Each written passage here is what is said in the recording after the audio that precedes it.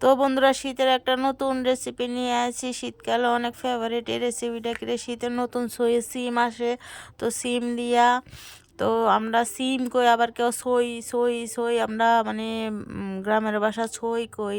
তো সই দিয়া, আলু দিয়া, মাছ দিয়া, কাতলা মাছ দিয়া আজকে একটা রেসিপি তোমরা দেখাইতে আসি। তো পুরা রেসিপিটা দেখবা, আর যদি না দেখো পুরা রেসিপি কেমনে বুঝবা যে রেসিপিটা কিভাবে করলাম।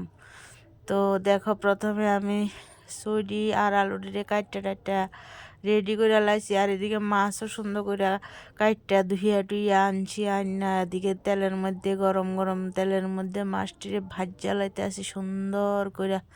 তো ভাজ্যা নামাই লাইছি, দেখো কি সুন্দর ভাজা হয়েছে।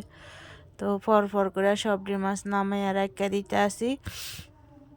তো সবজি মাছ রাখা দিছি। দেখো, এবার এদিকে আমি আলু আর সিম কাটা লইছি। এবার এই আলুটির আগে মাছের তেলটার মধ্যে আলুটিও ভাজলাম। তো আলু ভাজার উপরে একটু লবণ দিয়ে দিতে আসি যাতে আলুটি সিদ্ধ হয়ে জাগা।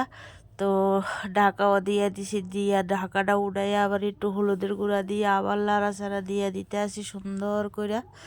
তো দেখো, আলুটি একটু ভাজা হইয়া আইতে আমি আলুর মধ্যে সডিও ঢাইলা দেবো। তো সডিও ঢাইলা দিয়ে দেখো সুন্দর করে লাইরা দিতে আসি যাতে সিম আলু দুনোটা মানে সই, আমরার বাংলা মানে গ্রামের ভাষা সই কই বা আবার সিমও কোয়া যায়।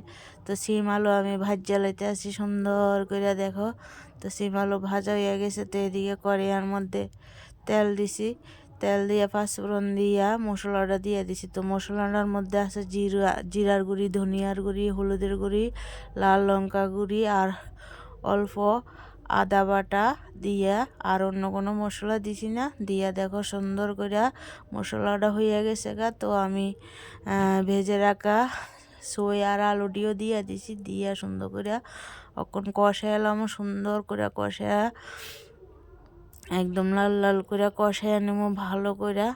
তো এভাবে সিমের তরকারি শীতকালে অনেক টেস্টি লাগে খেতে। তো তোমরাও বাড়িতে রান্না করে খাইবা।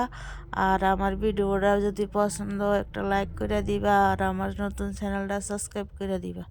তো এইদিকে দেখো আমার তরকারির গড়গড়িয়া হচ্ছে। তো তরকারির মধ্যে আমি ভেজে রাখা মাছটিও দিয়া দিছি।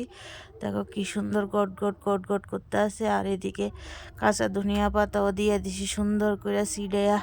তো দিয়া দেখো কত সুন্দর হয়েছে। এবার আটটু লাইরা সাইডে আটটু হয়ে আইলে দেখো একদম ঘন ঘন হয়ে গেছে গা। তো কেমন লাগছে কমেন্টে জানাইও। তো টাটা।